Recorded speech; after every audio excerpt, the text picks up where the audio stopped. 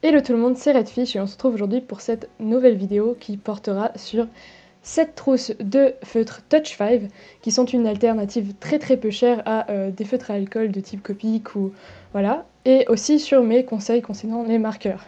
Donc ça c'est une trousse de 60 feutres qui m'a coûté à l'époque, il y a 2 ans et plus, environ 70 € il me semble, donc c'est vraiment très peu cher pour autant de feutres. L'équivalent en Copic m'aurait sûrement coûté 7 fois plus, voire 10 en fait. Donc voilà, c'est une trousse qui se pose malheureusement naturellement plus droite que couchée. Et c'est un peu mauvais pour les feutres à alcool en général, donc là c'est mon premier conseil, c'est stocker-les à plat s'il vous plaît. Après, comme j'ai vu dans une vidéo, c'est possible que ils aient 2 compartiments en fait d'encre, mais je suis vraiment pas sûre de cette info. Donc on commence à faire des petits swatchs de couleurs. Alors pour les verts, ça marche relativement bien, on voit juste que dans les couleurs les plus foncées, il y a, même dans les plus clairs, il y a 2-3 petits soucis d'encre qui est pas tout à fait, comment dire, qui est un peu sèche. Dans les bleus, donc là on part un peu dans les turquoises, j'ai aussi un petit peu ce problème. Mais les couleurs sont relativement quand même encore puissantes, là j'ai dû passer 2 fois. Ça va, on va dire, on s'en sort plutôt bien.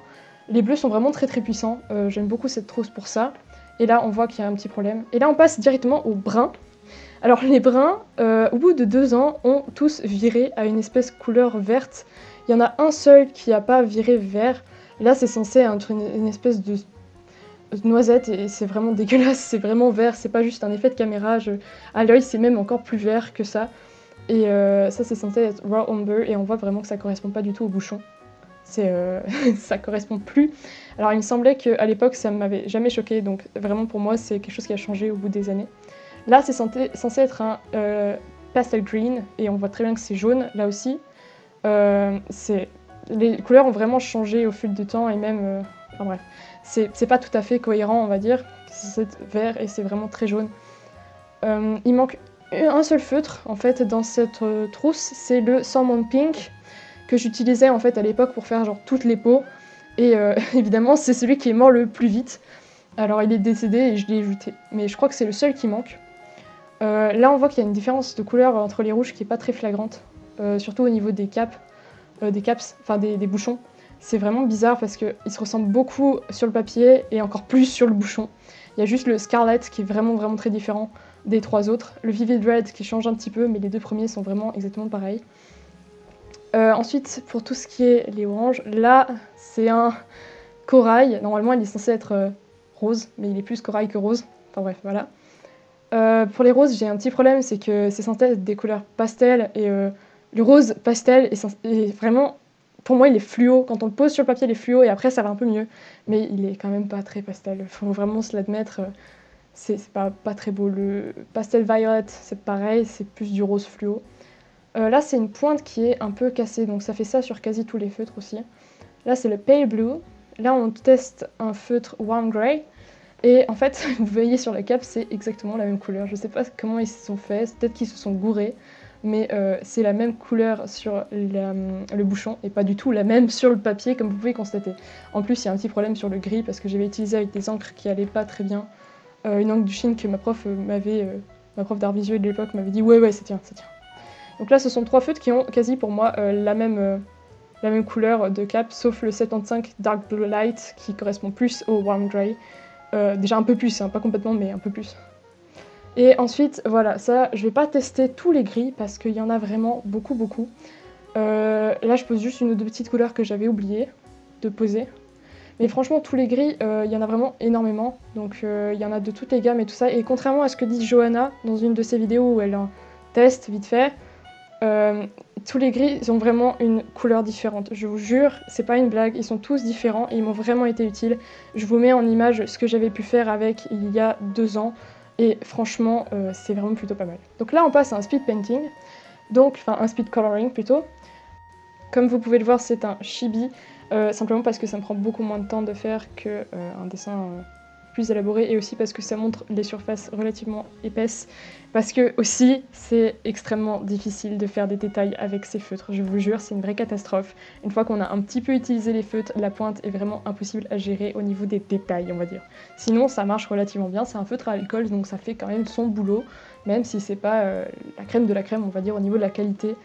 Ça sent surtout au niveau de la pointe, de la tenue, et quand on referme le feutre, des fois, ça casse la pointe biseautée. Alors, je vous ai pas montré, je crois qu'il y en a que j'ai dû couper pour que ça marche et tout, donc voilà.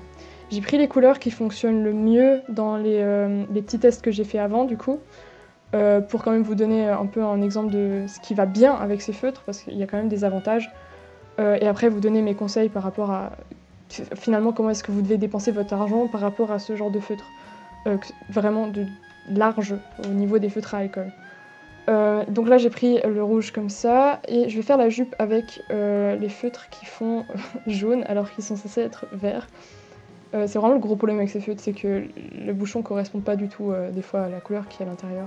Notamment pour le brown grey et le pale blue, je sais plus, enfin, bref, ce que je vous ai montré, les bouchons étaient exactement le même.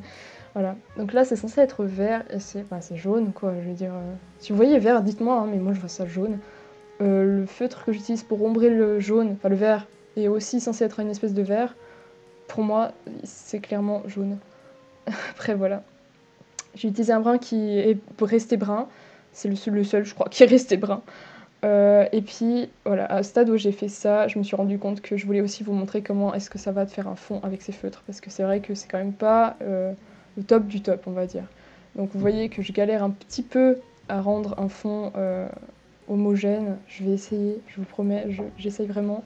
Mais en fait, c'est pas difficile de constater qu'on voit vraiment beaucoup les traits, quoi. Donc feutre à alcool, mais c'est pas mon préféré en fait, on va dire à ce niveau-là. C'est peut-être aussi parce que le feutre est un peu sec, c'est très possible. Bref, c'est quand même pas aussi professionnel qu'un rendu avec des Copics ou avec des Pro Markers. Hein. Ça, faut pas s'attendre vraiment à des miracles non plus, mais ça fait quand même son boulot, quoi. En tout cas, pour le personnage, ça fonctionne relativement bien. Peut-être que parce qu'il y a plus d'encre dans les feutres. Donc là, on va passer à ma partie conseil. Donc voilà ma trousse de feutre à alcool que j'utilise maintenant, donc que j'utilise pour tout en fait. J'utilise plus du tout mes feutres à alcool Touch 5. Alors, c'est une trousse que j'ai composée du coup avec des couleurs que j'ai choisies au fur et à mesure, pas des packs, sauf pour le pack de Copic que vous voyez là, qui est un pack de couleurs de peau qui me sert énormément. Alors, c'est un pack qui. Enfin, c'est une trousse qui me sert vraiment à tout. On peut la stocker à plat. Donc, ça, ce sont des Copic. Et celui-ci a été vidé parce que c'est de la couleur peau que j'utilise vraiment beaucoup, pareil que pour les Touch 5. Et j'ai acheté du coup un refill. Donc, en gros, ça coûte environ 10 € et tu peux re-remplir ton feutre en fait. Donc, il y en a vraiment assez pour en remplir plusieurs fois. Donc, remplis pas tout d'un coup. Moi j'arrive à tenir avec ce truc là et du coup tu peux racheter quand même des choses pour re-remplir ton feutre au cas où il est vide parce que ça arrive quand tu utilises beaucoup un feutre. Après c'est le seul où je suis arrivée au bout pour l'instant. Ça fait un moment que je les ai quand même déjà. Après, libre à chacun de choisir ce qu'il préfère au niveau de la pointe, que ce soit une pointe Copic Ciao, qui soit une pointe brush qui permet plus de liberté et tout ça, préfère une pointe plus rigide, préfère un feutre simplement pour soi avoir des feutres à alcool plus voilà, meilleure qualité. Moi en tout cas pour mes 13 Pro Markers et mes 10 Copic, j'en ai environ en Suisse pour 65 francs pour tous les marqueurs que j'ai achetés pour les Pro Markers et environ pour les 60 de nouveau pour les Copic. Sachant que ça, j'ai pas dépensé tout ça d'un coup, j'ai dépensé au fur et à mesure pour les couleurs dont j'avais besoin en fait.